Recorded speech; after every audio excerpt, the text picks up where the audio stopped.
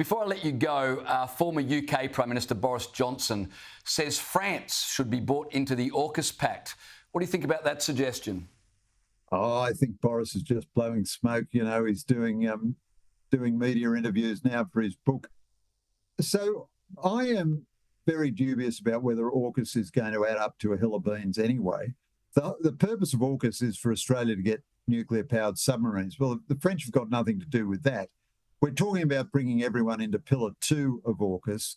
Japan would be a strong candidate, obviously, but so far Pillar 2 has amounted to nothing. I mean, AUKUS has been going for 3.5 years or whatever it is. It hasn't delivered a single weapon into the Australian line of battle.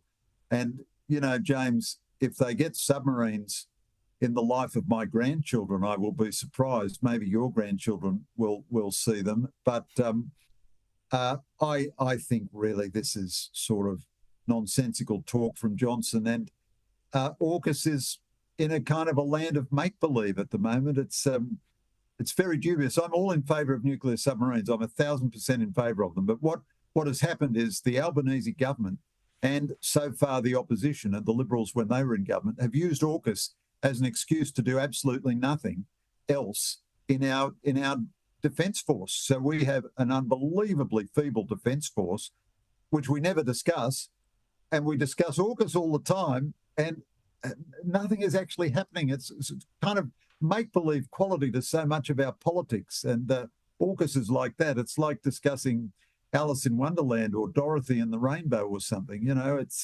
fun, but it doesn't amount to anything. Well, Greg, you say we may end up with nuclear subs for my grandchildren. Have we got that much time? No, of course not. So here's the fatal contradiction, James. Every strategic document says we're in the worst strategic circumstances we've been in since World War II. The Albanese government has proclaimed this, minister after minister. The Liberals were no better. Scott Morrison and Peter Dutton were always talking about the possibility of war with China, that we might have to go to war with China.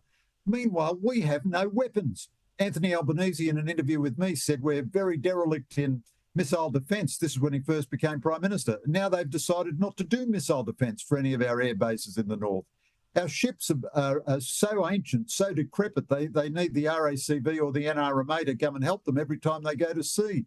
We're not going ahead with the final squadron of F-35s. So the government has taken AUKUS as a licence to do nothing else. So all the things we could have in our defence force, we don't have. And we're spending all the money on submarines, which we're never going to get. Final example, James, we're almost the only military in the world which, you know, spends as much money as we do, which doesn't have a drone. We see how dominant drones are in the Ukrainian conflict and how important they are in all maritime conflicts. The Ukrainians are sinking the Russian fleet with drones. Our Australian Defence Force doesn't have a drone, even though we make drones for the Ukrainians, but we don't have one ourselves. But yet we have a fantasy that we're going to get nuclear submarines in 10 or 20 or 30 or 50 or 100 years' time, and that's somehow or other meant to take care of our defence. And I tell you what, by the time we get nuclear submarines, either we'll all be speaking Mandarin or China will be ruled by the Christian Democratic Party. It'll be long after all of this is resolved, one way or the other. Greg, I've got to go, but I need to just ask you one more question. You said that both Labor and the Liberal Party are responsible for this inertia when it comes to providing us with suitable defence. Just very quickly, what's the reason for it? If they say the threat is real and yet do nothing, how does that add up? What's the reason? I think there are two main reasons. The first is that they don't want to spend the money. So any country in the world, in all of history, whichever country has gone for nuclear submarines, has to increase their defence budget massively because nuclear submarines are so expensive. So if you're going to go for nuclear submarines, you've got to increase your defence budget. The Albanese government hasn't increased our defence budget at all. And the Morrison government barely spent $1 on defence. We're still just at or below the 2% threshold, and we're one of the highest cost countries in the world, so we get almost nothing for our dollars. But then secondly, our defence force has never thought of defending Australia. It just exists to perform niche operations within an American task force. And I think this is a crippling, terrible syndrome in the Australian Defence Force.